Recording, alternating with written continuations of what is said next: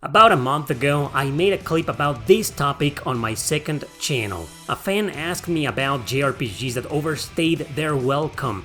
But you know what, I feel like I didn't understand the real meaning of that back then. Now I do. It means JRPGs that were way too long and not necessarily in a good sense. Surprisingly though, most JRPGs I came up with today are still great, so it's gonna be a very interesting list. Alright, let's begin! Number 10. Dragon Quest VIII. I don't think it's fair to include nothing but grindfests in this video. I could mention the Disgaea series, the Octopath Traveler games, etc. They are practically meant to overstay their welcome because half of your playthrough is that, right? Grinding. But this damn game, it's like it was designed on purpose to make you grind and lose a lot of time. I just wanted it to end so badly that I never finished it. I was loving it for the longest time until I just kept on hitting spike after spike. And it's one of those RPGs where there are no save points in the dungeons. You die at the boss and it's back to the freaking beginning. So I trained myself well before challenging every dungeon and made it somehow, but the final dungeon destroyed me. I had to farm gold golems for hours just to get enough money to buy the best equipment. I got to a point when I was barely getting any experience at all. 52 hours later, I challenged the final dungeon again, died and rage quit. I haven't gone back ever since, and that was over 15 years ago. I love this game and I think it's one of the best titles in the series, but damn is it long. It just goes on and on and on. You know, Shining Resonance Refrain is another example of an RPG that forces you to grind and it never ends. Spectral Souls is another one. Stella Deus is another one. Okay, that's enough.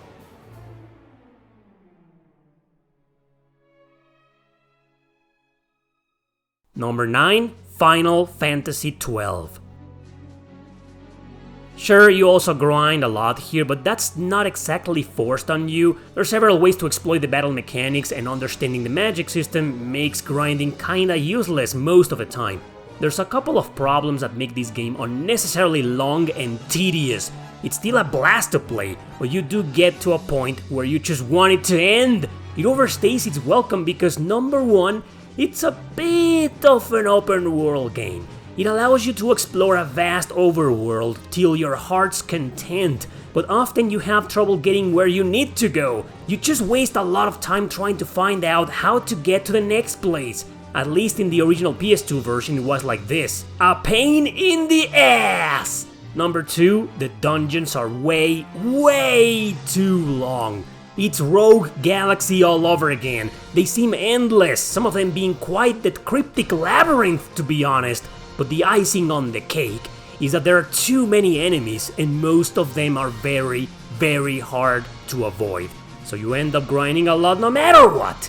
The game's definitely worth playing, just keep in mind you're in for a long ride.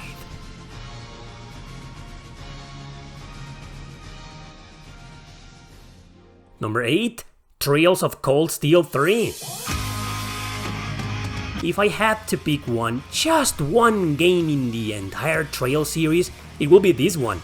Most will say that almost every title overstays their welcome, but not really. I think they just have a crap ton of side content and challenges that people eventually burn out and that's their fault. But with Trails of Cold Steel 3, even ignoring all the optional content, you still get to the final chapters wishing it would just end. For starters, the game's a slow burn. If you play the first 2, you realize there was some sort of conclusion to most things, but still with a lot of matters left unresolved. Why then does it not focus entirely on those matters? Instead, you're playing school again, with Rin now as a teacher and not a student. A brand new cast of characters, some of them taking long to like and appreciate. Halfway through the game, you're still kinda forgetting what the game's about since there's a lot going on. Eventually though, you start getting some intriguing scenes, badass plot twists and unexpected turns.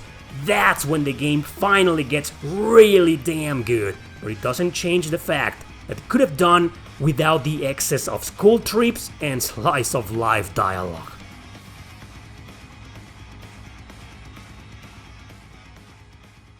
Number 7, Record of Agarist War.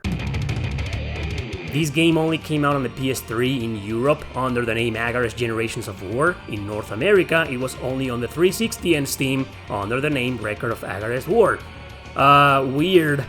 Anyway, the game's great, but it's not gonna be for everybody. And I don't mean the fan service and the waifu harem here, being one of the first JRPGs developed by company Compile Heart and all. I mean, they're grid-based strategy RPGs, extremely grindy and difficult, but that's not the problem.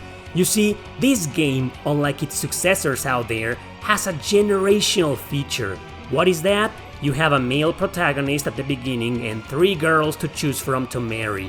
Once you've increased your bond to max with one, they'll marry and have a kid, and that kid will be the protagonist of the next generation. It goes on for 5 long-ass arcs, 5 long-ass generations, each lasting for about 15 hours minimum! Oh yeah, meet one of the longest JRPGs in existence because of this. If only you could beat every arc in less than 10 hours, right? But no, they had to make it absurdly hard and therefore force you to grind. Best icing on the cake ever.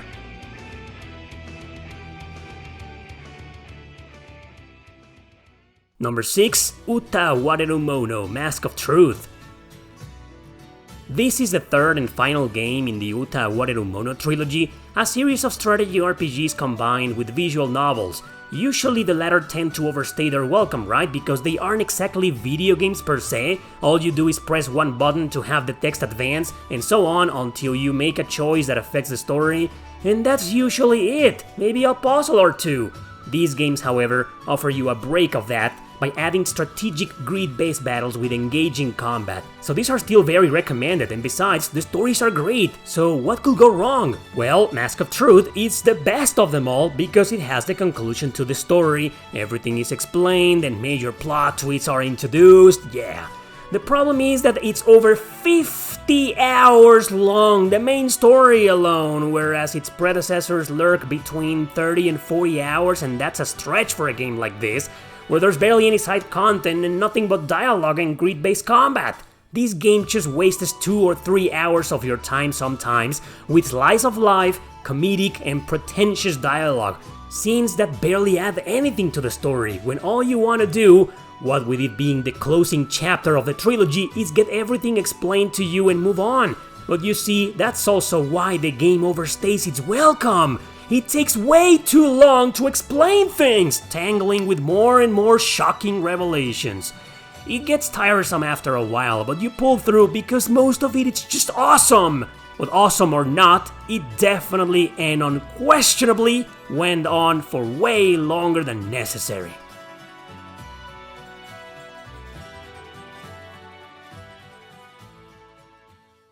Number 5, Persona 5.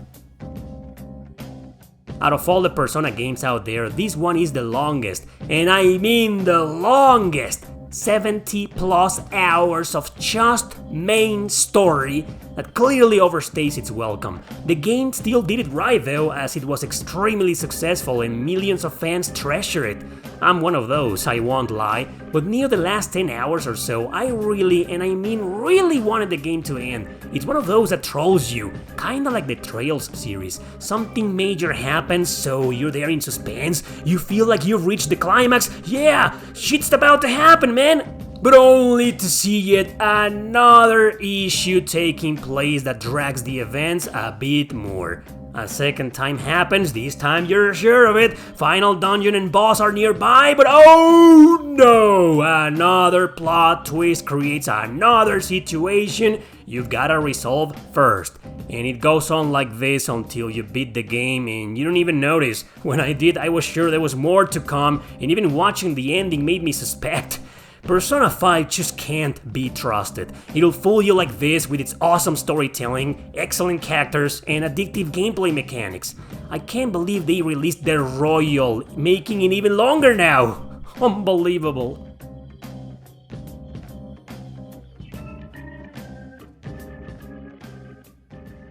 Number 4, Namco Cross Capcom. This This game? This is the longest JRPG I've ever played in my life. Over 70 hours of playtime, nothing but main story. That's right, there's no side content whatsoever in this game. Playtime only varies depending on how good you are at strategy RPGs and how fast you read dialogue. But everyone gets the exact same experience, main story, and that's it, no side quests whatsoever. As much as I passionately love this game, I'll admit it, it's just way too repetitive. Thankfully, the developers learned their lesson and made the sequels a bit shorter, Project Cross Sun 1 and 2. But they went overboard with this first entry. I mean, just imagine it. You get a bunch of scenes, read dialogue, play through a mission, read dialogue, rinse and repeat. Since it has so many characters from many different games, as this is a super crossover, it doesn't start feeling like it overstays its welcome until the last 20 hours or so. It's very interesting to see who joins and how they fight during battle, right? It's awesome! But it goes on and on and on with no end in sight. And just like with Persona 5, when you start feeling like everything's coming to a closure, something else happens and the story goes on. Yep, one of those.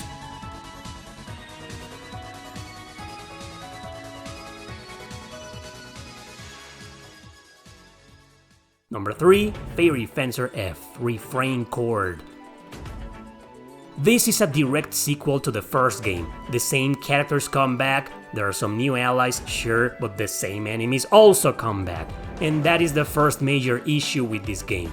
You're fighting the same guys, in the same city, within the same dungeons. Well, the big difference though is that this is now a grid-based strategy RPG, unlike its prequel. Since I'm a big fan of those, I got excited when I watched the trailers. But it was all ruined after more than 20 hours completely wasted on dumb comedy, wasn't even funny anymore like its predecessor, modern political agendas, and recycled narrative. Its biggest flaw, however, was the balance in gameplay. It is a grind fest, yes, but one that's just ruined by the difference in level between you and your enemies. Check this out. Beat 1 or 2 missions and in the next one, they'll be like 10 levels above you. Grind as much as you can for it if you want to, but I would advise against it, because you guessed it, the enemies will still out-level you badly on the next one, and so on, and on, and on, until you realize the game more than overstayed its welcome. This is the only game in the list I do not recommend. It's a terrible sequel destroyed by the aforementioned story issues, but most specifically by its preposterous balance in combat.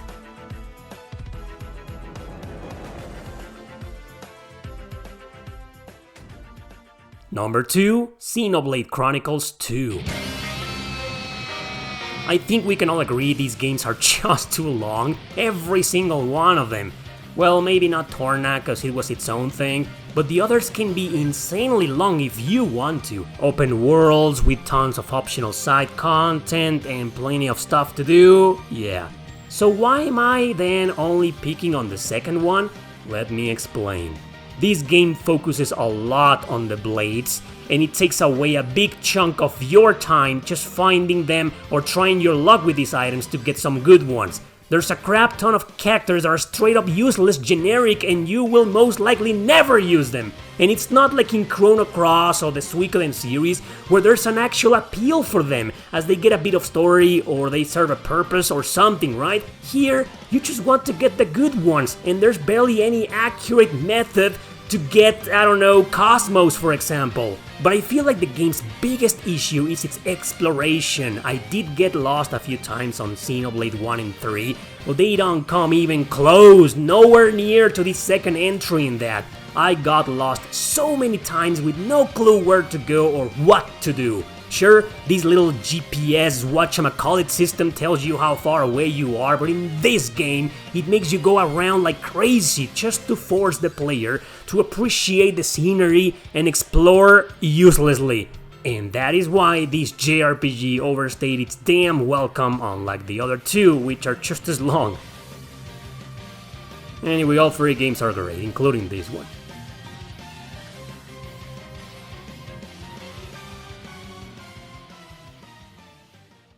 Number 1, the God Eater Trilogy. Previously, I've praised these games more times than I can count, but there's a dark secret to them that makes them overstay their welcome like no other JRPG in existence. They cheat on you. Every title is a bit repetitive, sure. You only have a base of operations and a few scenes and conversations here and there. They are story focused, but most of the time you'll be sent to short areas to fight a couple of monsters and a boss. Eventually you'll do nothing but fight 2 or 3 bosses in the same area, sometimes together. Most of the time they are the same bosses. So yeah, gameplay is inspired by Monster Hunter, and it's tiresome to be honest, quite repetitive to be fighting the same bosses over and over again. Of course you do it because the combat is intense, challenging, the fighting is awesome, and the story is also just as great. And the fact that you don't level up only forces you to get better. So how long do you think this game should be? About 20 hours of main story alone feels fine, right? Well, guess what? They are. Except each game has more than one arc. Oh yeah! Once you've beaten the game in 20 to 25 hours, you get the credits, but barely anything was resolved, which means the second arc will start afterwards, and it's much more challenging and stupidly difficult than the first one. Of course. How can they go on like this? Why are they so damn long and hard at the same time? I say goodbye to the true ending unless you beat their second or even third arcs! At least God Eater 3 leaves matters resolved after the first one, and the second arc is just a few quests from Soma, and you know what, that's fine. Third arc feels a bit more like a pose game, but the other 2 games are straight up ridiculous! I can't think of better examples of JRPGs that overstay their welcome.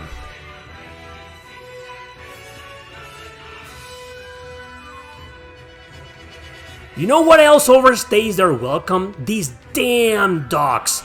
They come and ask me for food all day long, even at night! Yeah, go away! Stop acting like pigeons, damn it! Who am I kidding? I love these damn dogs.